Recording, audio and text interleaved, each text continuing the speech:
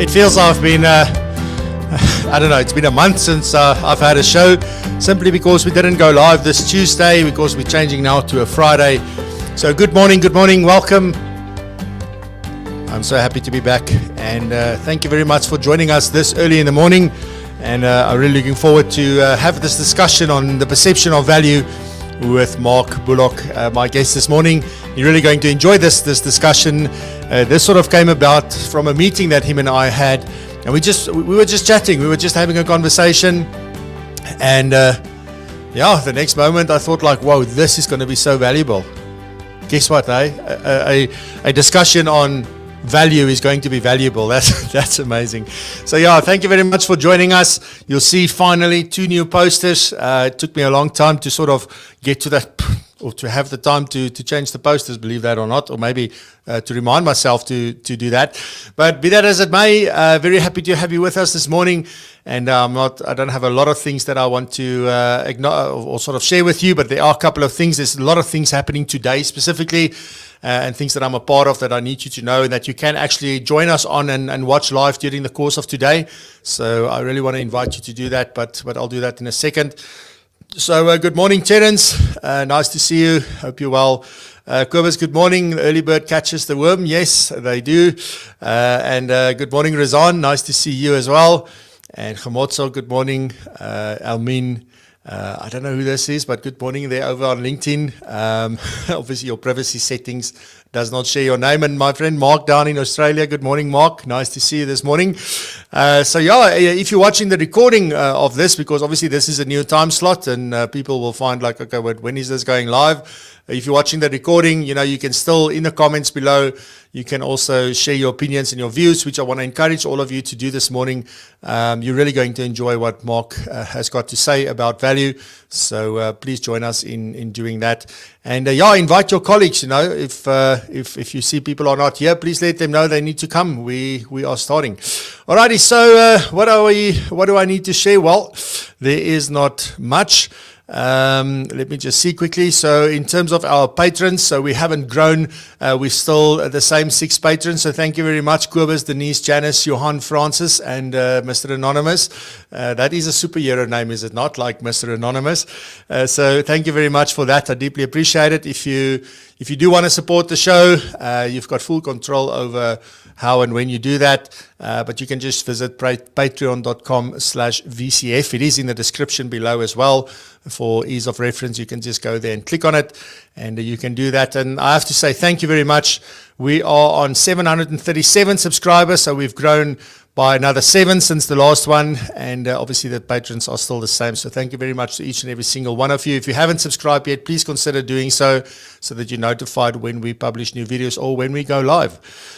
So thank you very much. Let me just see quickly. Then the only thing that I really want to share with you today is what am I going to be a part of today. And I'm very excited about this, because I've been planning on doing something in the same vein, but it was going to be just me and maybe do it with somebody else. I wasn't sure yet.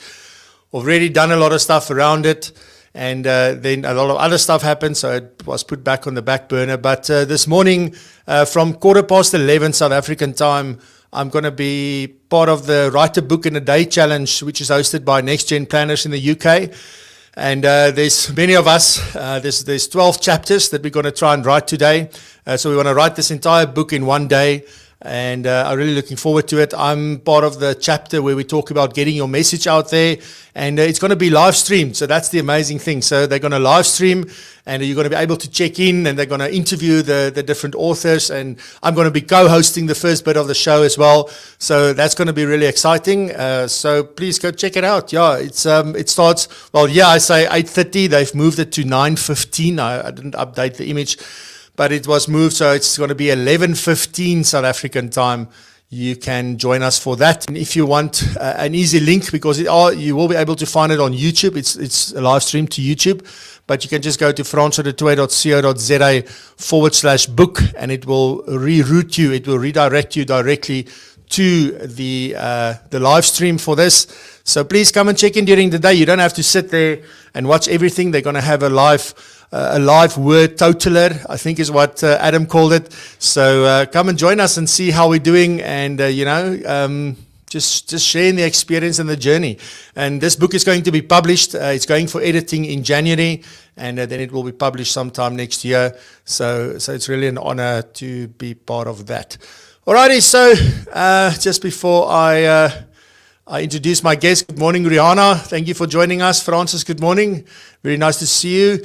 And Bronwyn and Stephen. So thank you very much for joining us. And on that note, so let me introduce to you my guest, Mark Bullock from Illustro Consulting. Mark has got a very vibrant history in the industry, and he knows a lot about our industry, and he's really had a phenomenal journey. He was with Old Mutual before as well. So Mark, good morning and welcome to Virtual Coffee. Good morning, Francois. Thanks very much. It's Cool great stuff, to be Mark. here, and thanks for having me on the show. Awesome. No, it's a pleasure. I've been looking forward to this. I was like so sad when I had to let you know on Monday, like, listen, I'm going to have to move the show to a Friday. And we had to wait another 4 days. So sorry for that, but thank you very much for helping me out there and for being here this morning. So just for everybody's sake, Mark, who are you? What is it that you do? What have you done before? And then we'll get into the discussion. Yeah, thanks, Francois. So I have a long history in the financial services industry. I started in the industry with Old Mutual group schemes back in 1990, just after my national service.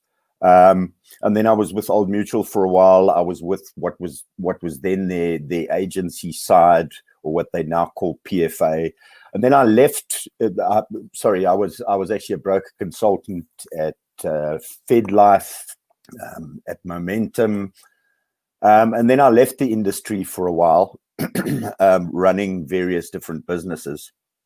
But my experience in the financial services industry is just over 25 years, and those have been in various different roles. As I said, the face-to-face sales, which was way before Phase came in. And then subsequently, I was with Masthead for a while, probably about 4 years. And then I was in management, key account management with Old Mutual up in Joburg. Then became an area manager within broker distribution. And at the end of last year, I decided to follow my passion, which is really sort of coaching financial advisors, helping them to put processes and procedures in place. So a bit of practice management. I also subsequently have completed a certificate in brain-based coaching through results coaching, and I completed that this year. It's very much a sort of neuroscience-linked coaching course.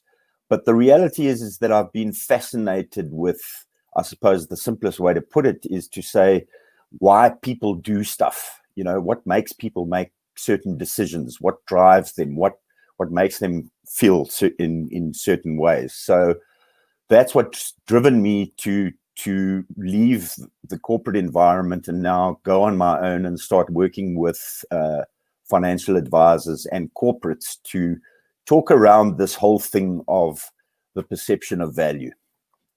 So that's where I am now.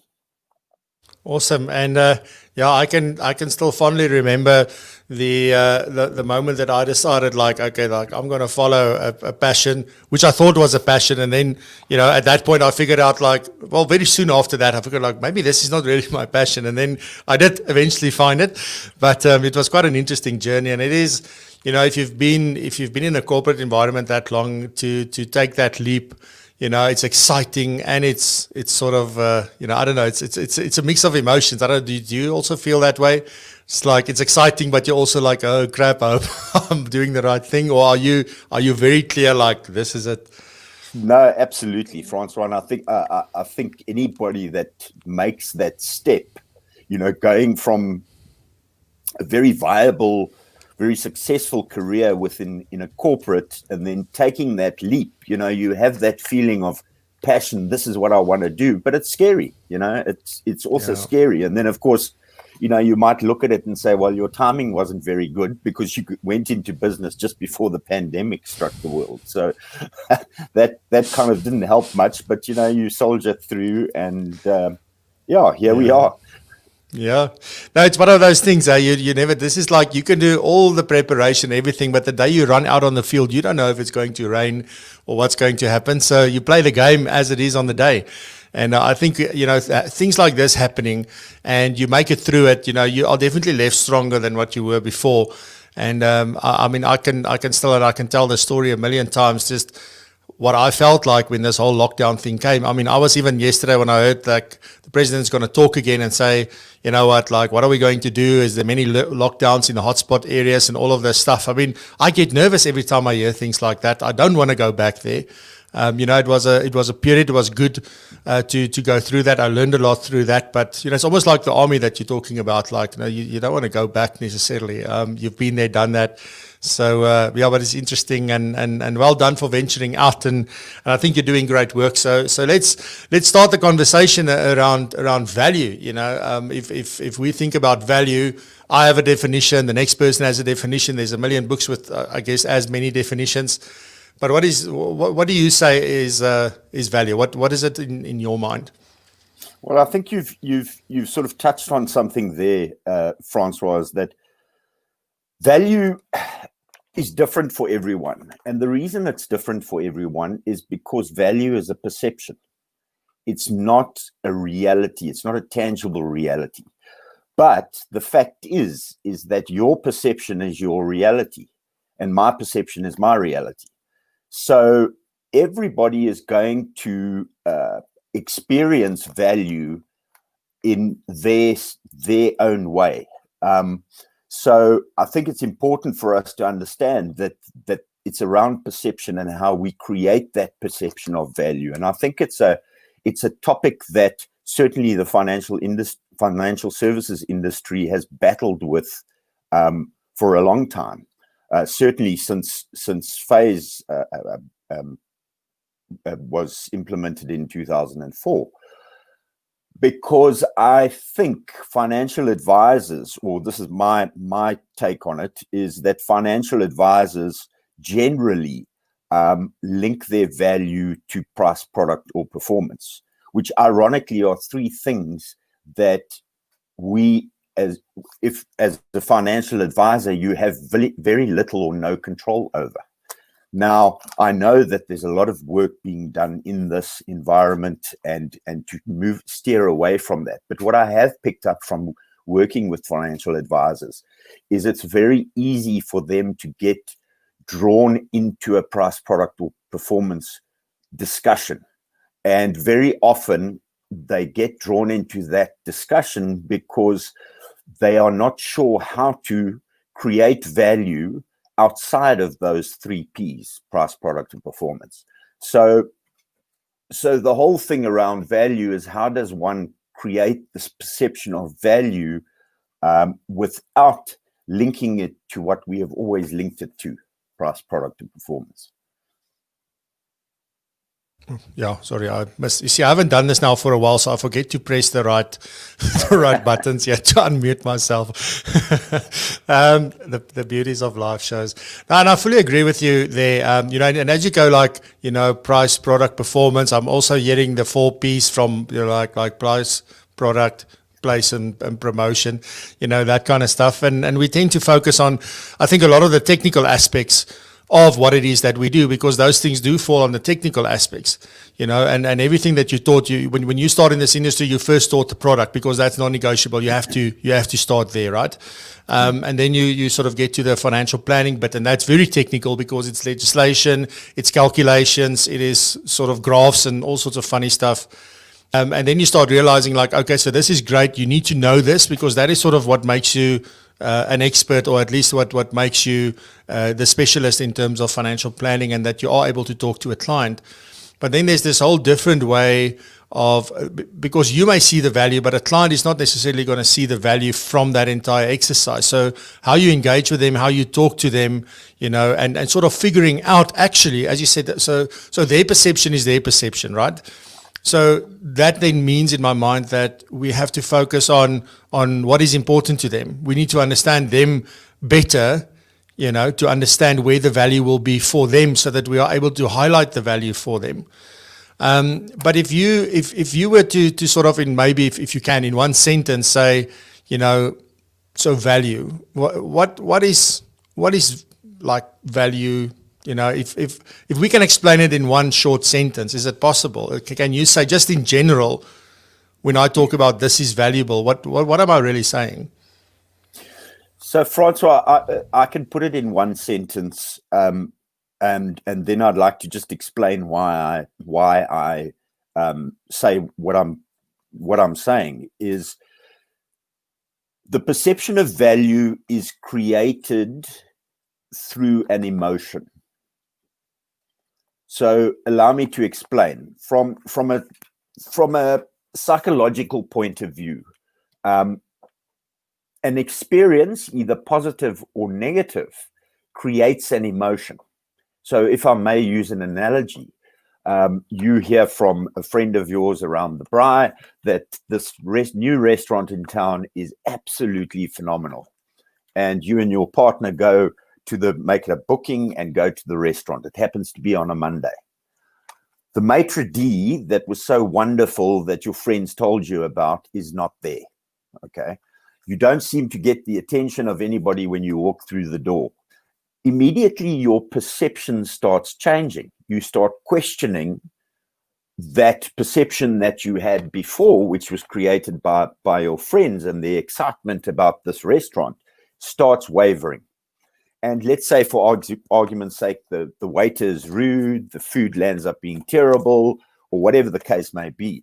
You've now created this negative emotion, because you're thinking, well, this is nonsense. The experience that I am having is not what I thought it was going to be. So you've changed an emotion from what your friends created in you, that it was this fantastic place, and the environment has now created a negative emotion.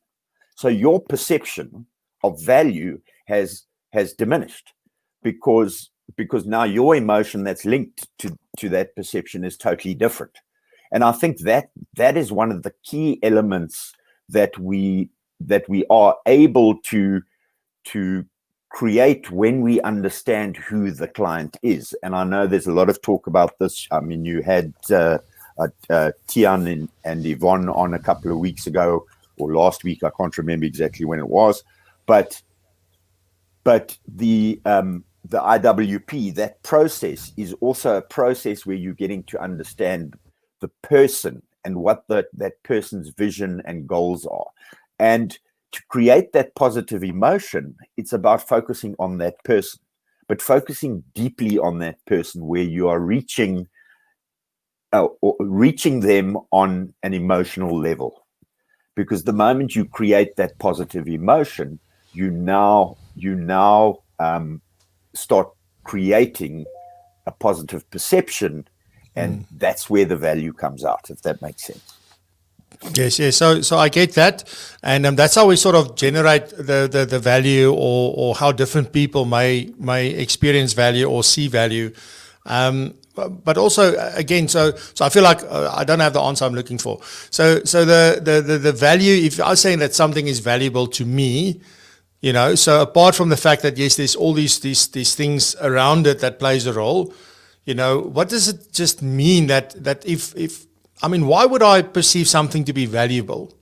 I mean, what did it do for me, or is there a trait for it to say, well, you know what, this specific thing that you've done for me was valuable, and whether you pay for it or not is not the issue here. It's more of a case of, let me give you an example. So you have two people, let's say two ideal clients, because I also want to talk about, where does, that the other person must see your value before there can be anything to move forward on, in my opinion. So you have these two clients, or two prospective clients, or two ideal clients, and you talk about, or they tick all the boxes, like everything on the one side, where you look at what they do, where they live, how much they earn, all those quantitative stuff. And then on the other hand, like if they've also got another overlay where you look at the kind of person they are, they're giving you energy or not, is there yes, they're yes, they know. So all of the things all the traits you want them to have to make them an ideal client,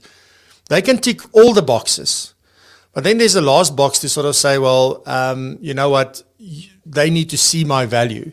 Because you can have two people that are ideal clients on paper, but the one just can't see why they need a financial advisor to help them, and the other one says, I can't do this without my financial advisor. So the one sees value and the other one does not see value. Okay, so forget about the sort of the reason for that, because there can be many reasons for that, but what difference does that value make for someone? You know, is that the thing? Does it have to make a difference to someone's life for it to be valuable? Or can it just be something that's interesting or something that is just cool? You know, what is that? So that's what I'm trying to get to. What is the essence of value? Yeah, Francois, that's a good question. And I think it's a difficult one to answer because it is going to be different for everybody, because everybody's perception is different. You know, looking at that example, I think, you know, a client comes to you as a financial advisor for some or other reason. Either somebody has referred them to you, or you happen to have met them somewhere and there's an immediate feeling of trust that is created. Because let's face it, relationships are built on trust, and trust, as is value, can be created in different ways. So if we take the example that you've explained, you know, that client that's coming in and feels that they need a financial advisor for some or other reason, they feel they need a financial advisor. So they've already attached some sort of value to a financial advisor, and it's not necessarily linked to you as the financial advisor. Then you've got somebody who doesn't see the value in financial advice. And I would ask the question, is that person actually ever going to go and see a financial advisor? Because immediately they don't trust the industry. But let's say, for argument's sake, that they do come and see you. The two scenarios obviously are going to be different. The one scenario where you immediately have a bit of trust in the profession, and there's a willingness to listen, is going to be an easier. It's going to be an easier appointment, and it's going to be easier to create a perception of value with that client above what he already believes, because he's already seen that there is some sort of value in a financial advisor. The other client, if you do land up having a conversation with them, it's going to be a hell of a lot more difficult. And I very often say to my clients, you know, don't try and fit a round peg into a square hole, or vice versa. You know, sometimes it's not going to be a fit. Sometimes it's just not going to work. You're not going to be able to create value in some people. That's just a fact, and we need to accept that. So, you know, what it is that creates value is a very difficult thing to answer, because it's very personal. And I think also what I want to say here is, you know, we talk a lot about value for the client. I think what we also have to understand is we also need to understand our value, and whether or not we are prepared to diminish our value and work with a client that actually doesn't want to work with us, or whether we are hard and fast where that client is not someone you want to deal with because it diminishes our value. And I think that's an important thing for us to understand as well. Yeah, and also I think advisors find it so hard to walk away from those clients, call them clients. I mean, they're not really, because if they're not an ideal client, you shouldn't be having them as a client, in my opinion. But I know how it goes, especially for newer financial advisors. You know, you need to build this. You've got certain things that you need to do for the month and things you need to pay at the end of the month. So initially, friends and family, like, you know, you deplete that swimming pool quite quickly, and you know, then sort of where do you go from there? But you know, I think as you go on, and there's many very experienced financial advisors here this morning that will probably attest to the fact that you get to a point in your practice where you feel like, you know, this isn't all like, I mean, half of these people, or 20% or 10% or however many it may be, are just, I don't want to really work with these people. But, how did I get here? Why are they even in my practice? And then to walk away from them is not even harder because you've got this relationship with them, be it now a great relationship or just a mediocre one. And I think that is the challenge for many people, especially when you start out. It's just to say, well, what are the boxes that people need to tick? And then very importantly is like bringing in, like, I know my value, and you need to be confident in your value, because I think people will also come in and say, or clients may say things or do things that may make you question your value. But the problem is not really that. The problem is that this isn't maybe a good fit. You're not supposed to be working together. So that's sort of some of the things that I've been working on lately, and some of the things that I've been talking about and thinking about, actually more than talking. But it's I think that is why when we started this conversation about, what is the perception of value? Yes, because it's different for everybody. It depends on your experience. It depends on your, sort of your view on life, your beliefs, all that kind of stuff, I think plays a role. But the importance of value and knowing who you're valuable to, isn't that the first important step that we need to take? Absolutely, I totally agree with you. The reality is, and this is a well-known sort of philosophy, is that if you don't value yourself, you cannot expect other people to see value in you. So I think very much the starting point, and you were talking about the ideal client initially, is we often look at an ideal client where we talk about, okay, they're in the right demographic, they in the right profession, they are in the right earning bracket, etc., etc. All of those quantitative measures. We need to also bring in, when we're acknowledging our own value as a financial advisor, we need to bring in the qualitative factors as well, in the sense that we need to take into consideration, I'm valuable. So if this is a client that doesn't immediately see the value in me, or I cannot create value for them, then they're not actually my ideal client, despite the fact that they tick all the boxes from a quantitative point of view. Because then we start seeing value in ourselves. And you made the comment about, what happens is we land up with a whole bunch of clients that are actually not our ideal clients. And we know why that's happened, because we've started off and it's about making money, and it's about being able to live.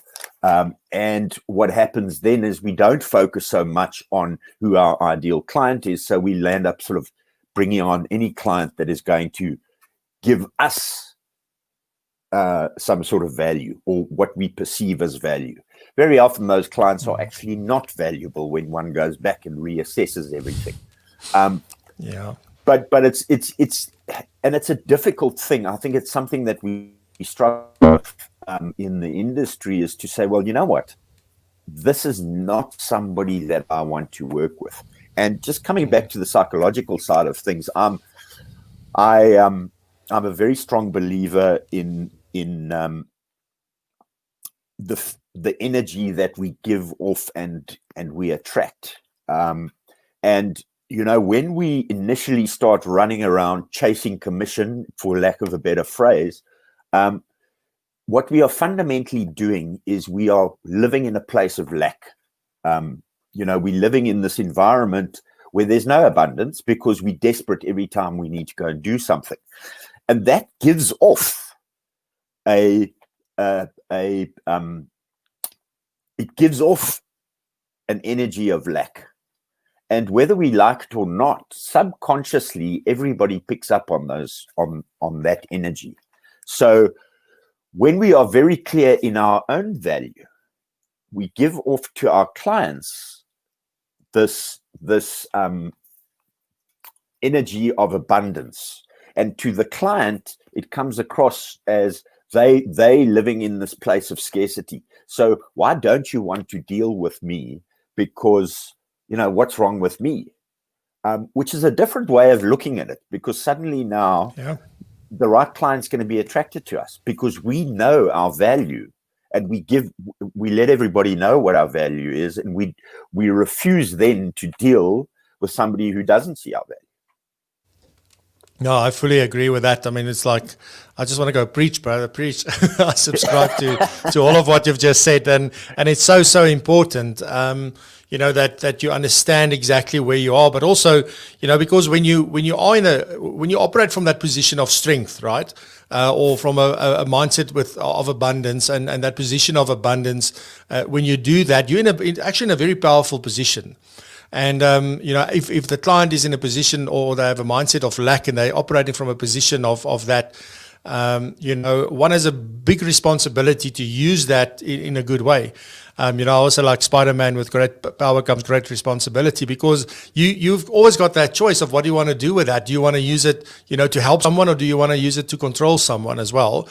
But we're not just talking about energy. And one of those filters that you were talking about, like, you have all these quantitative things and then more the qualitative stuff.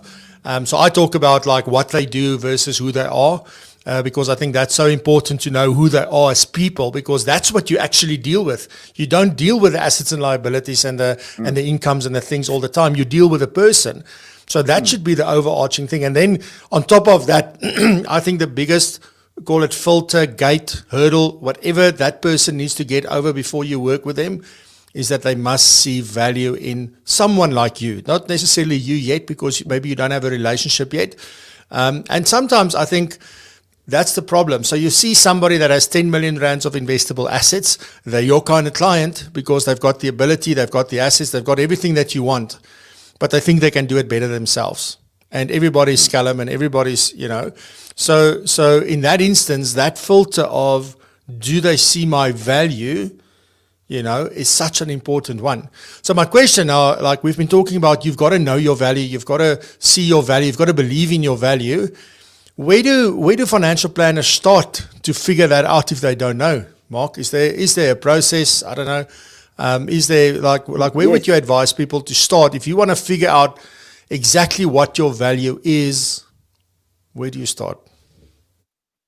So, Francois, it's a very good question, and it's the sort of start of when I start working with a new client is establishing exactly that, and that's a process. So, helping them, and this is where the sort of coaching side of stuff comes in similarly as you would coach a client. Now I would be coaching a financial advisor.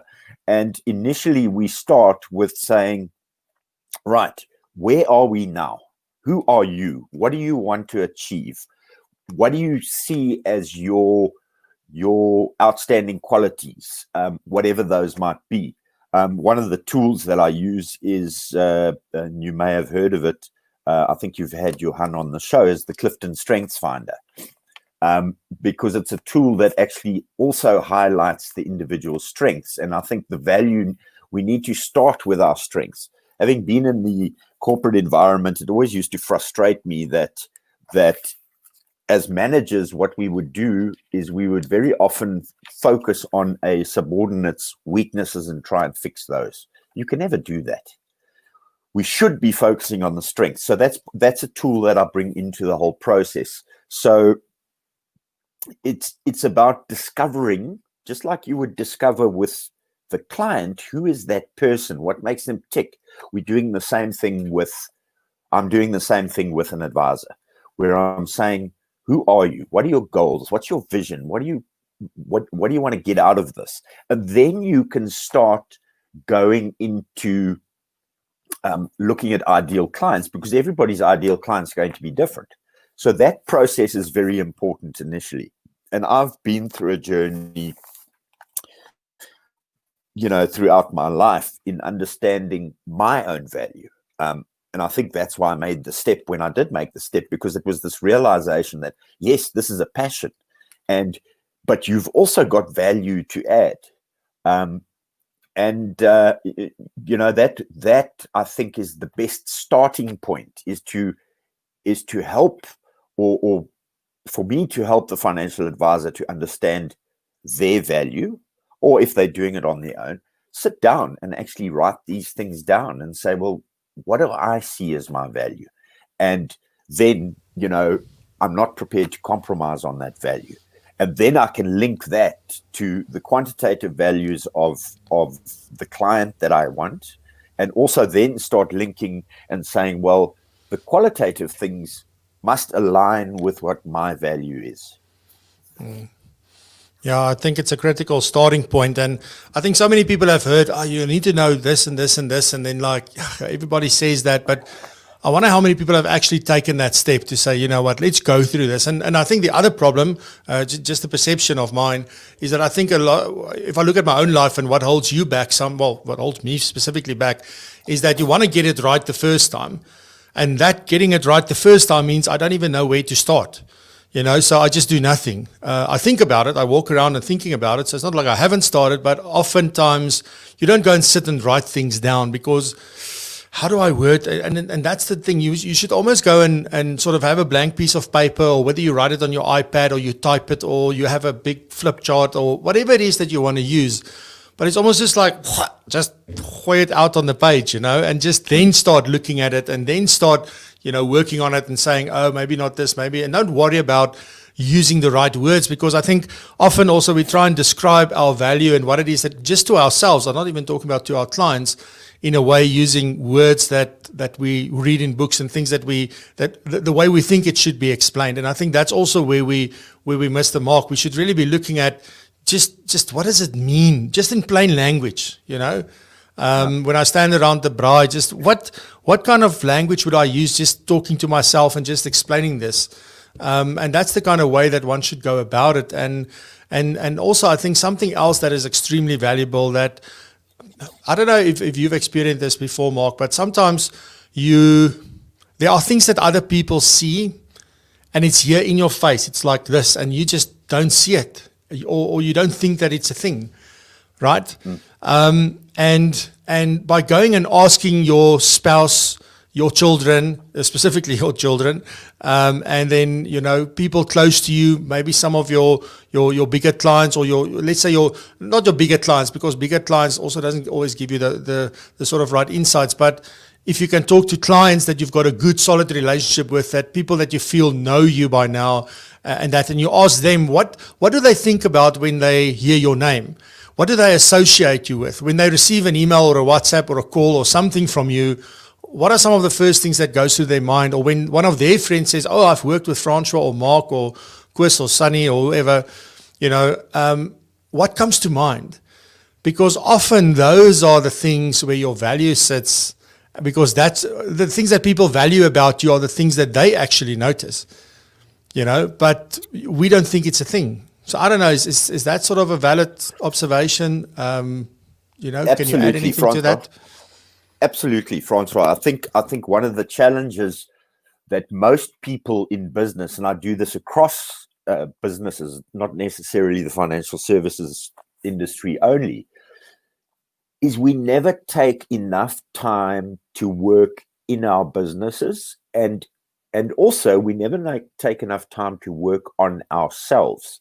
And it's only through awareness, which leads to reflection, that we can understand what our actual value is.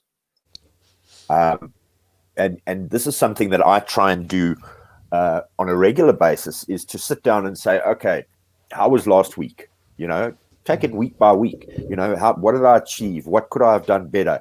That sort of reflection. But I think that reflection is also important initially to understand what your value is.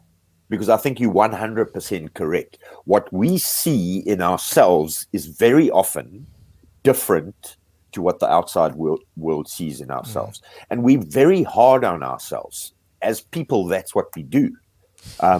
We're hard on ourselves, whereas we might think, oh, you know, I'm not really good at that. Where somebody close to us will say, no, actually, you're very good at that. So, but it takes reflection. It takes taking yourself out, and you're talking about perfect. I think this is a problem that lots of people have. But I once heard from somebody, and I like this saying, is done is better than perfect. Yeah, progress over perfection, eh? So yeah, I fully subscribe, and that was one of my biggest issues. Is that it needs to, because I hate doing something twice, right? It is a pet peeve of mine. I don't want to redo something. So last night I was busy doing recordings, and so what happens is sometimes the dogs start barking. So what I do is I mute the mic and I stop the video and I go outside and I sort of chase them away, and then I come back. And then I start recording, and then 5 minutes later, I realized I never switched off the mute mic, the mute button. So 5 minutes of talking, and I have to redo. Oh, I hate it. But that's the thing, is that you should rather just focus on, what can I do better today than what I did yesterday?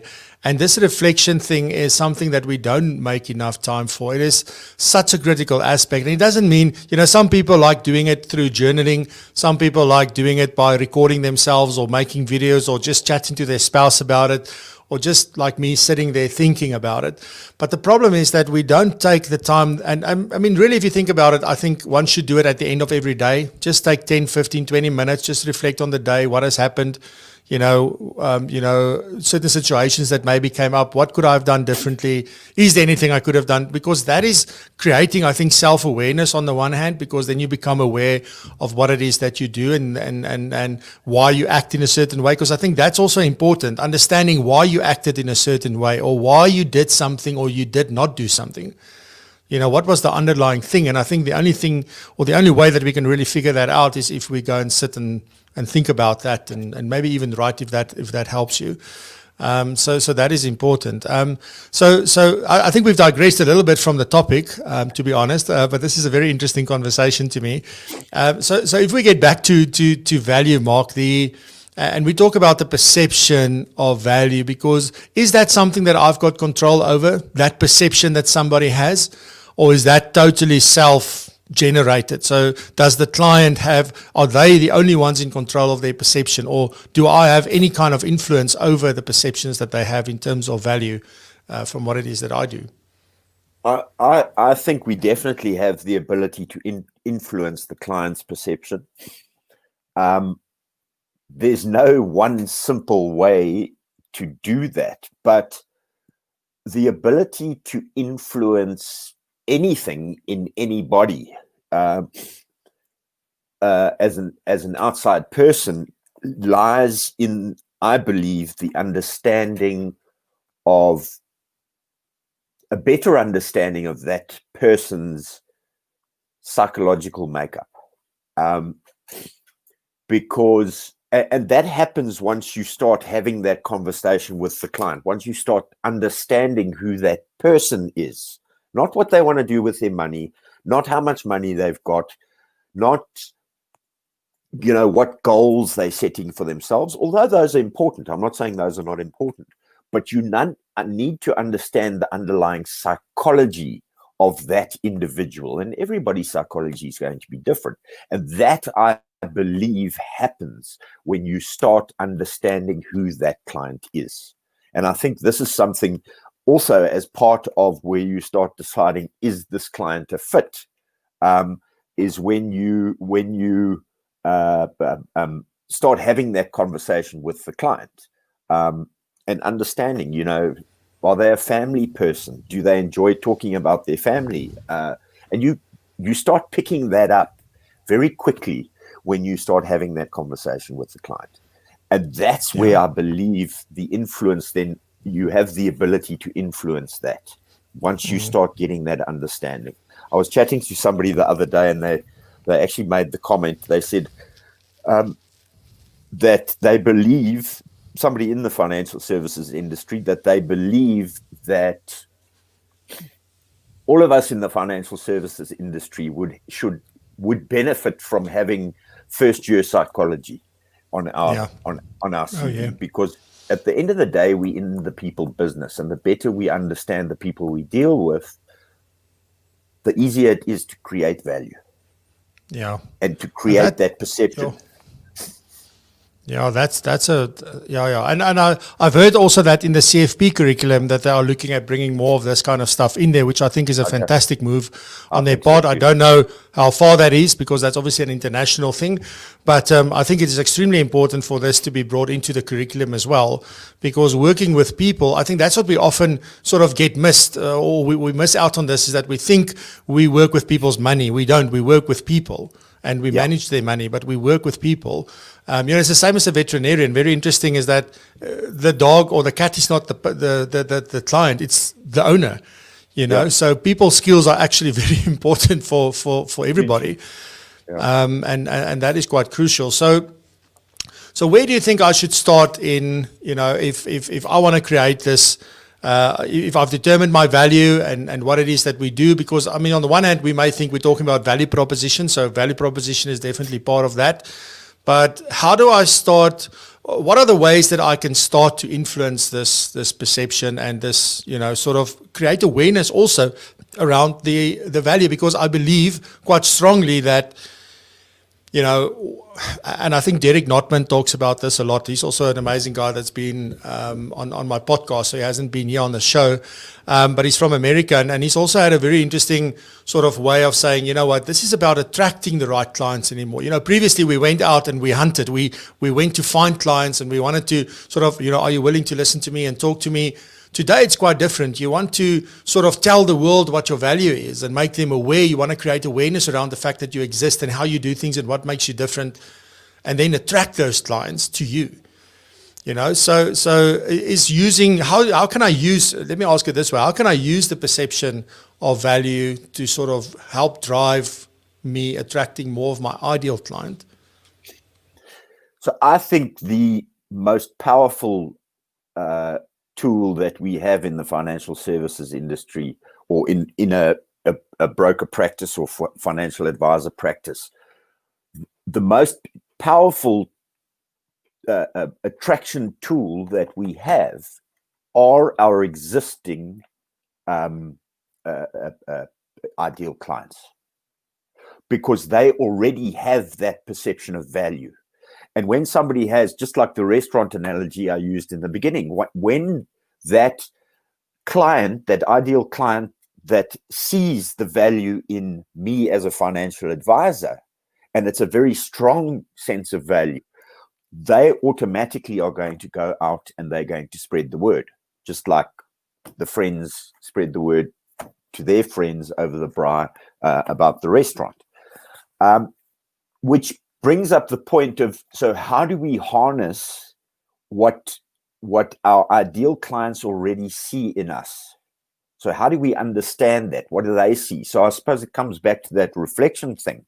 And so it's about going out to those ideal clients and saying, what is it that you see in me?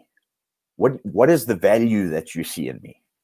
And then taking that and making sure that we enhance that value when we are interacting with new clients. But I firmly believe that you attract you attract ideal clients through your existing ideal clients.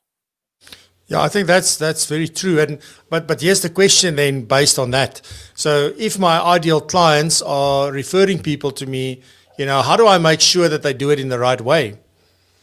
Or do they just say, listen, shit, you need to phone Mark. You need to talk to Mark. There's the number. Or should they actually prime that client? Is there certain things that we want them to say and to share with them in a specific way? So do we coach clients in how to refer people to us and which kind of people, or do we just leave it to them to make that decision and have that process on their own? Well, that's actually a very interesting point, Francois, and I think it's probably, well, it's an extremely important point, because let's look at the whole industry and how it's worked previously. You would deal with a client and the industry taught you, right, when you finished with the client, you would say to them, can you give me 3 names of people that are close and close to you that you could refer me to? And nobody likes doing that. I don't think I've ever met any financial advisor that likes doing that, likes asking for referrals. And I don't agree with it either, because I think it immediately gives off this air of scarcity. Okay, we beg, it's almost like we're begging. That's why people don't like doing it. So I think the ability to enlighten our clients or educate our ideal clients as to the process that they need to follow should they want to refer anybody to us is extremely important. You are going to get scenarios where so how do you make sure that the filter is the correct client? Because they could refer their son who's in a menial job or whatever it might be, and that might not necessarily be our ideal client. I don't think you can necessarily stop that, but I think it's very important that we educate our clients as to how they refer somebody to us. Now, if they're just saying to their mate, saying, listen, you must go and see Mark, we don't know about that unless the friend actually does contact us.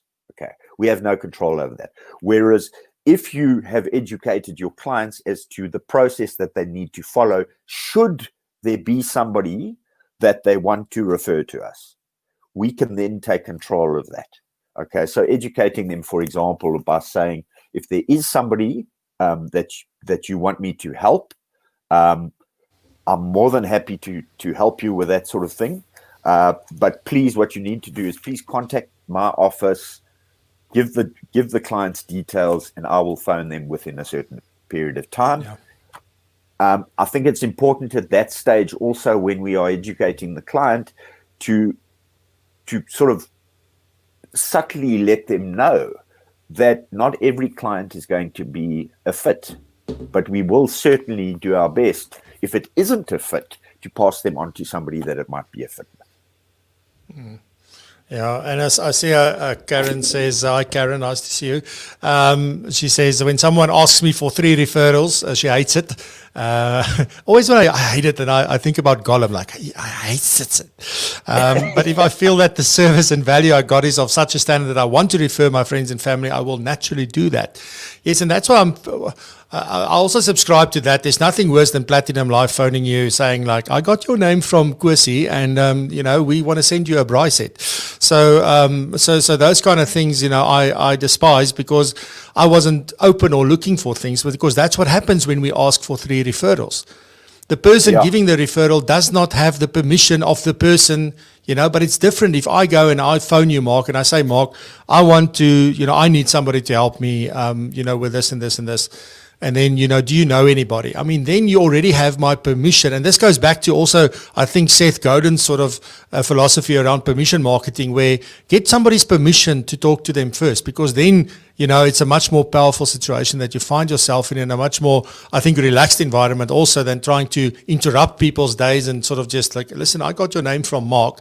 So number one, I think that does the relationship harm between Mark and the person.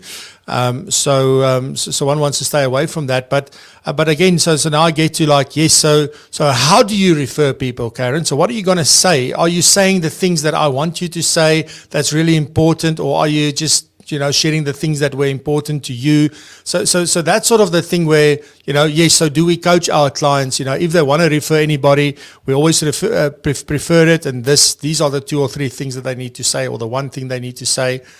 Or we just leave it up to them to decide. So that's an interesting sort of point, and something that I think we need to talk about more, possibly, Mark. I don't know how you feel about that.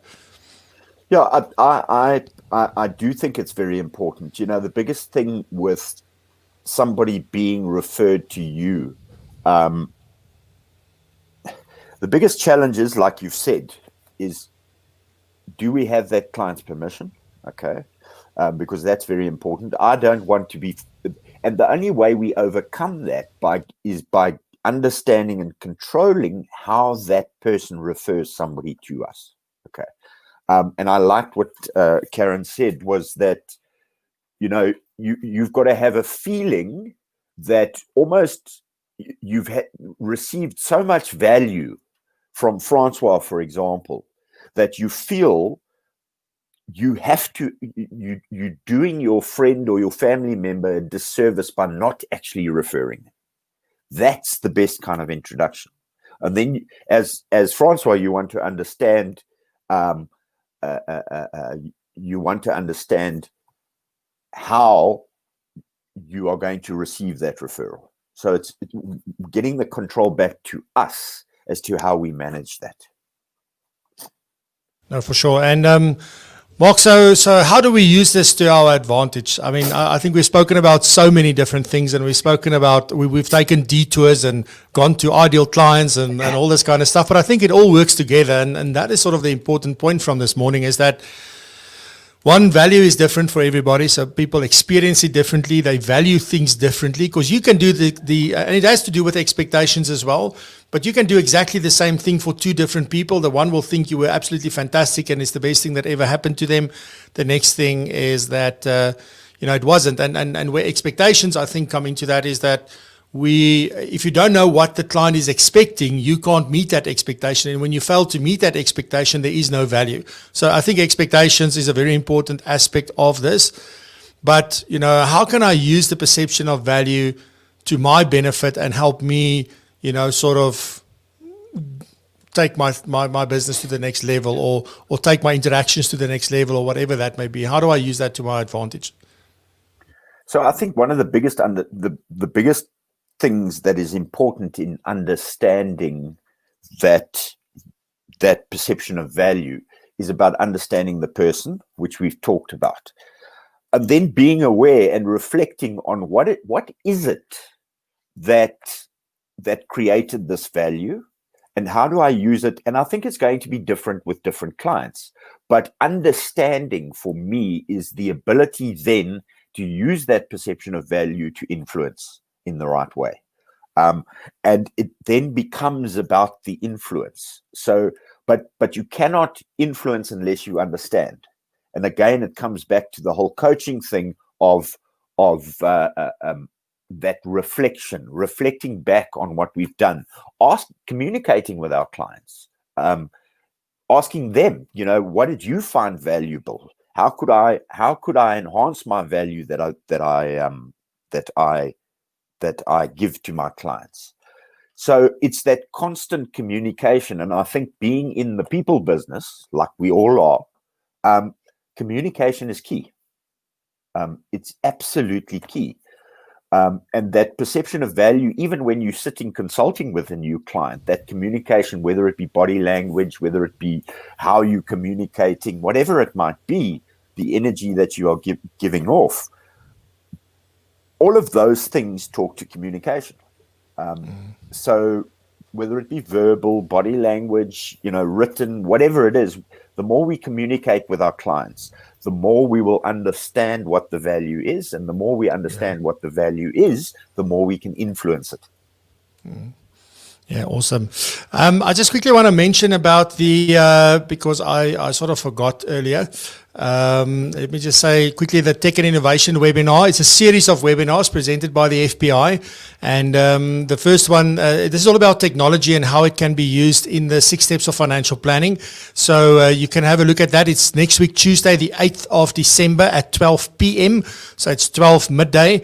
It's on the FPI's YouTube channel. So if you just go search for Financial Planning Institute on YouTube, you will find it, and you will find the session there. So I will also probably send it out. There was an email that went out, but I will also share this and the links and everything for that. I'll be the host for that, and it's going to be a panel discussion. We've got Louis van der Merwe, Russell Ho, and Amanda John, who's going to be sharing about the process, and we're going to focus on the first 2 steps of financial planning. In other words, establishing the relationship and gathering information. So I'm really looking forward to that. It's going to be a very interesting conversation. As I said, just go. You can set a reminder if you go and find it. If you did get an email from the FBI, but I will also send a link. You can easily set a reminder to remind yourself. So this is not on my channel. This is going to happen over on the FBI's channel. I'm merely moderating the panel. But really looking forward to this discussion. Must be one of the most valuable things that the FBI has done this year, and I want to congratulate the Client Engagement Committee for this. I'm not part of that committee. It's really, like me, most of them are award-winning people. It was amazing to have a chat with them the other day. So there's Dintle, it's Kobus, it's Henry Legrandsie, Mariette Tappen. Who else? I'm obviously missing a lot of the people in that, but there's many other people in that committee. So really really, really well done to them for coming up with this initiative and this idea. I think this is going to be so valuable, and it's going to be on YouTube so you can watch it, which I also want to commend them for, is for making it available to everybody and not just to FBI members, because I think this is one of those things that will change the industry and help us move forward in what it is that we're doing. So very well done to all of you, and I hope to see you there and to join us on next week, Tuesday, the 8th at 12 p.m. on the FBI's channel. Live. This is not going to be recorded. It's going to be live like now. So if I miss a button, you're going to see it. If I don't know, as ek verstik op my coffee, maybe you're going to see that as well. But yeah, good stuff. So Mark, on that point, thank you very much. If people want to get hold of you, where can they get hold of you? What is the best way to get hold of you? Francois, they can get hold of me on my email address, which is illustroconsulting@gmail.com. Illustro is with 2 L's. There you go. Is it like my that? website is illustroconsulting.co.za. All right. And then my cell phone, which is 082-389-7326. And then I am also on LinkedIn. Yes. Cool stuff. So that's usually the easiest place to go. Like if you want to find Mark. Yes, yeah. Yes, just look for Mark Bullock, like Sandra. They're not related, but like Sandra. So if you don't know, just go search for Sandra and you'll see how to spell Mark's surname. But find him on LinkedIn, connect with him. If you haven't connected with me, if you go and scan the app, so with your phone, if you scan the QR code, you'll get all the links to me anyway. So it's easy from there, and you can connect with me and also get all the latest things from the show and, backstage stuff and personal stuff and things that I share on there, other videos that I recommend you watch. So it updates all the time. And Mark, just from my side, thank you very much. I think it was an extremely valuable conversation this morning, and I look forward to maybe doing something again in the future with you. I think there's so many things that we can talk about and get different perspectives on, and you're definitely one of those people that I think bring a fresh perspective and things that we can think about and also implement. I think that is so important. So guys, thank you very much for being here at 7 o'clock in the morning. And Mark, any last words from you before we go? No, Francois, I just wanted to say thanks so much for having me on the show, and well done on the work that you're doing. It's really great to see all of this interaction within the profession and the industry. But thanks very much from my side. I've thoroughly enjoyed it. So I'd love to have another conversation sometime in the future. Awesome stuff. Thank you very much, guys. I'll see you next week, Friday, 7 a.m., same place. Thank you very much for being here. And remember, next week, bye-bye.